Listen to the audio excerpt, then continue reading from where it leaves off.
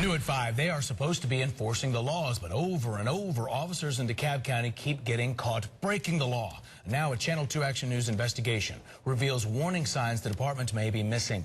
Jody Fleischer here sat down with the new police chief to see whether more officers need to be weeded out.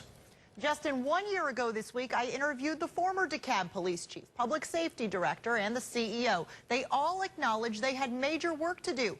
9 officers had been arrested in the prior year.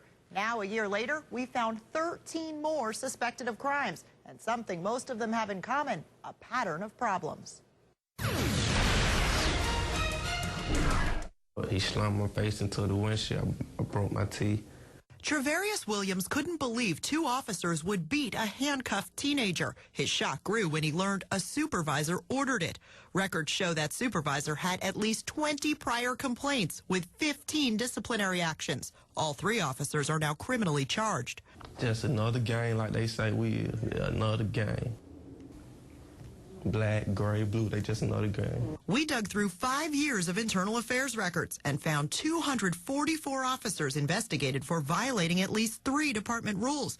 8 officers had more than 10 allegations each. The worst offender, T.J. Crumpton, who just cost taxpayers $215,000 in a settlement with Brian Peterson. My head hits the ground. I feel my blood coming down my face. Peterson says he was also beaten while handcuffed after Crumpton followed him out of a bar while working off-duty security. Peterson had said goodnight to some women Crumpton was talking to. Internal Affairs suspended him for a day. When you have a pattern, at what point does it become the department's problem? Crumpton's history shows nearly 200 hours of suspensions for more than a dozen incidents. In 2009, a major recommended terminating him for being a liability to himself and the department.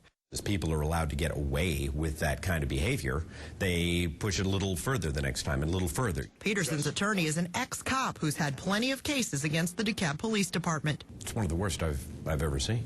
Especially with an early warning computer system that alerts when an officer has repeated problems. It's supposed to be an alarm, but it ends up being a snooze button instead. A year ago, Channel 2 investigated 9 DeKalb officers who'd been arrested in the previous year. DeKalb's then public safety director said this. Sometimes we don't get it right. We'll admit that. He and the chief and the CEO all vowed to make changes. But since then, another 10 DeKalb cops have been arrested, with 3 more under criminal investigation right now, including Crumpton. Of those 22 total officers, 16 had prior internal affairs complaints. I have a very low tolerance for foolishness. We sat down with DeKalb's new police chief, who with 6 weeks on the job has already revamped the internal affairs unit. One of the most important things right now for me is to be able to regain, if you will, the trust of this community, because it has been lost.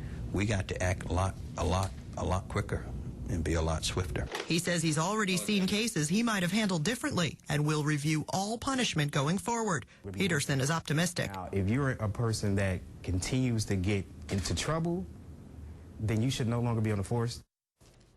Peterson spent 5 days in jail and lost his job after Crumpton arrested him. Prosecutors eventually dropped those charges and opened a criminal case against the officer instead.